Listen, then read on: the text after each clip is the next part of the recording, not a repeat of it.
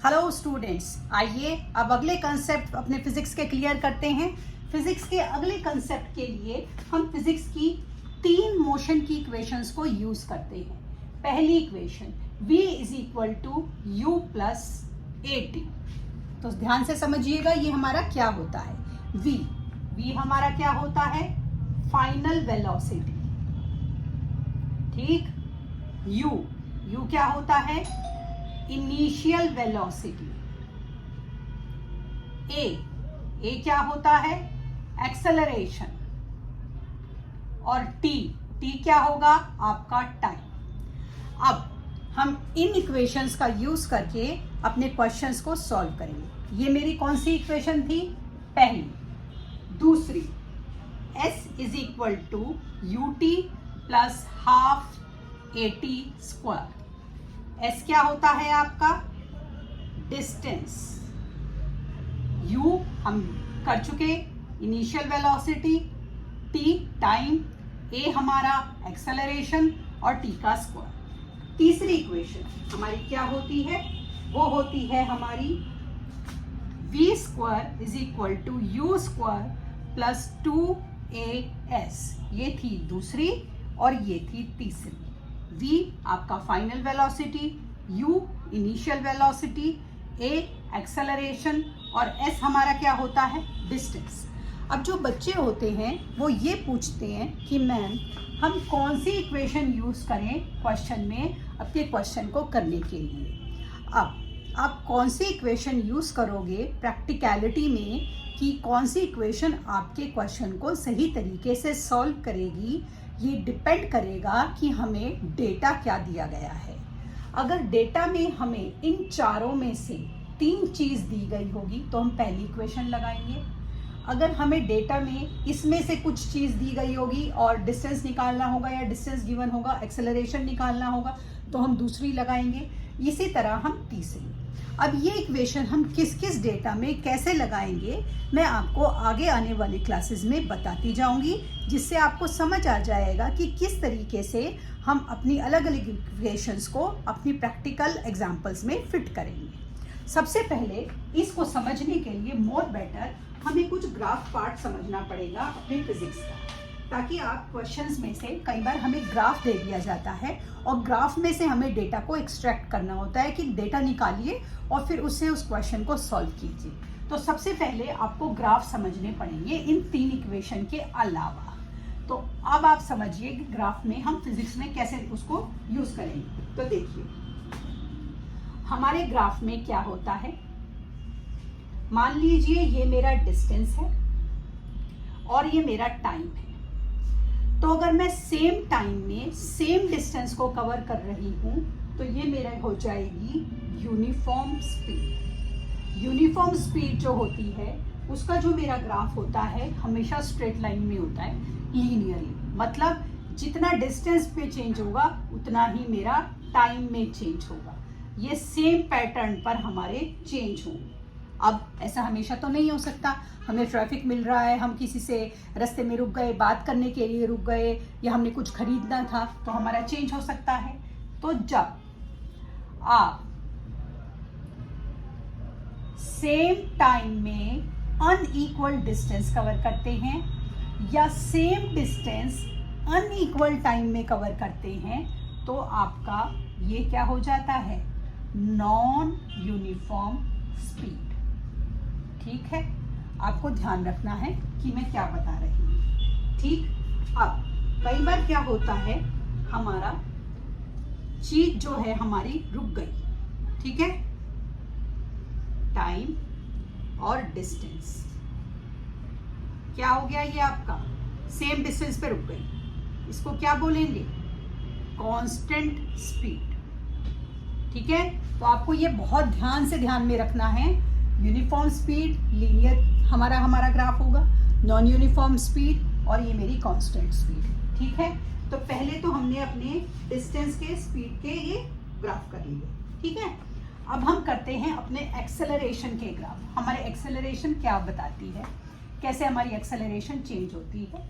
Acceleration के लिए जो आप अपना ग्राफ लोगे उसमें आप लोगे टाइम और लोगे स्पीड। ठीक है। जब आप सेम टाइम में सेम स्पीड से चल रहे हैं तो आपकी यूनिफॉर्म एक्सेलरेशन, यूनिफॉर्म एक्सेलरेशन, ठीक है आपकी। अब आप ये तो क्या था, एक्सेलरेशन चल रहे थे। मान लीजिए आप ऐसी जगह पर जा रहे हैं जो थोड़ी सी ढलान है, चढ़ाई थी, तो जब आप चढ़े तो एक्सेलरेशन, ठीक है। और जब आप उतरे तो ये मेरी क्या हुई, ये मेरी हुई रिटार्डेशन,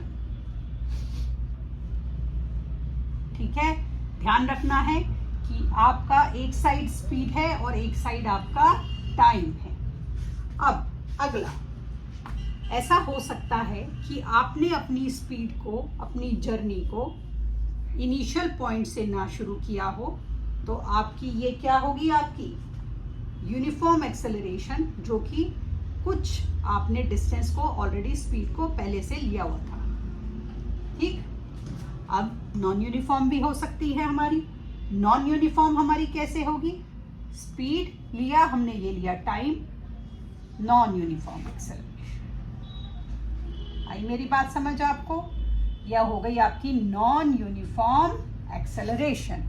इस तरीके से ये ग्राफ जो है, हम अब अपने ग्राफ को यूज करेंगे कि किस तरीके से हम ग्राफ से डेटा को निकालेंगे, एक्सट्रैक्ट करेंगे और फिर उसको काम को करेंगे, ठीक है। अब यहाँ पर इन सारी मोशंस को हमने जैसे लीनियर कर लिया, स्ट्रेट कर लिया, नॉन यूनिफॉर्म कर लिया। एक टाइप ऑफ मोशन हमारी रह गई। क्या होती है वो मोशन, वो मैं आपको बताती हूँ। वो होती है हमारी uniform circular motion, uniform circular motion. Uniform circular motion हमारी क्या होती है, देखिए, जब एक घड़ी की सुई पूरे को कवर कर रही है, मान लीजिए इस तरीके से, ठीक है। जो सेकंड की सुई है उसकी अपनी स्पीड है, जो मिनट की सुई है उसकी अपनी स्पीड है, और सेकंड की सुई अपनी स्पीड से चल रही है अपने उसके गिवन पाथ पर, जो कि उसको 360 डिग्री कवर करना है घड़ी का, ठीक है। और जो मिनट की सुई है वो अपने 360 वाले पाथ को कवर कर रही है, अपनी स्पीड है उसकी। इसी तरह आवर की है। तो ये किस मोशन में चल रही हैं, ये चल रही हैं यूनिफॉर्म सर्कुलर मोशन। इनकी मोशन फिक्स्ड है।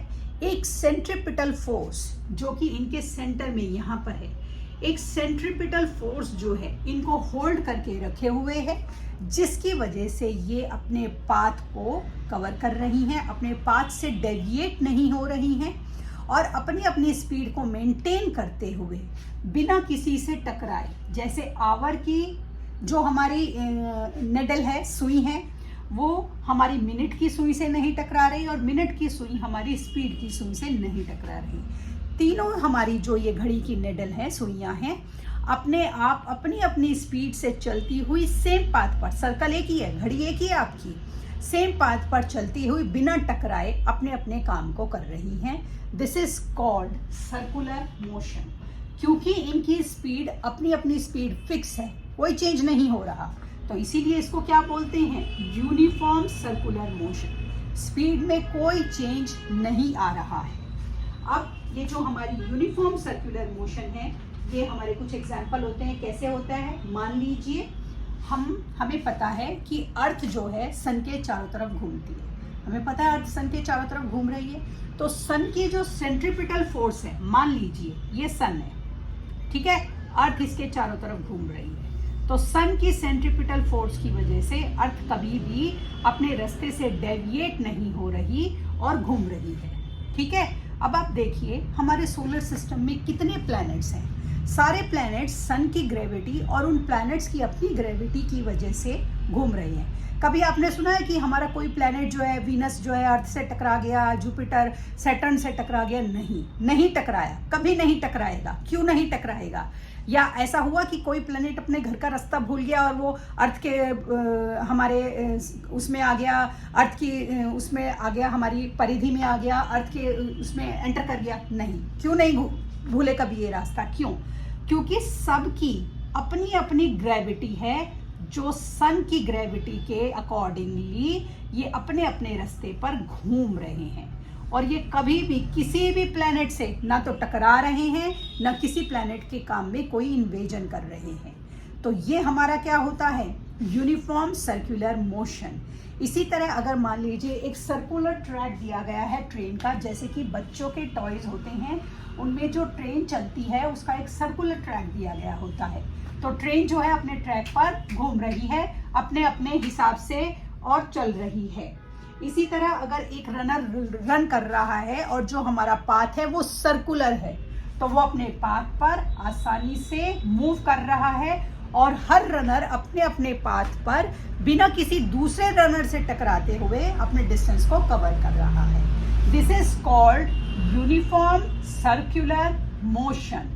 तो ये यूनिफॉर्म सर्कुलर मोशन जो होती है, क्योंकि सर्कल है और सर्कल को अगर हमें उसके सरकमफ्रेंस को निकालना है तो हम पाई में यूज करेंगे। तो हम क्या निकालेंगे इसके लिए फॉर्मूला 2 पाई आर। तो 2 पाई आर से हम यूनिफॉर्म सर्कुलर मोशन को निकालते हैं। इसके न्यूमेरिकल के लिए हम अगली क्लास में काम शुरू करेंगे। आज हमारे फिजिक्स के मोशन का सारा थ्योरी पार्ट यहाँ पर वाइंड अप हो गया है और जो बचे हुए न्यूमेरिकल हैं वो अब अगली क्लास से शुरू करते हैं। तब तक के लिए शुभ रात्रि।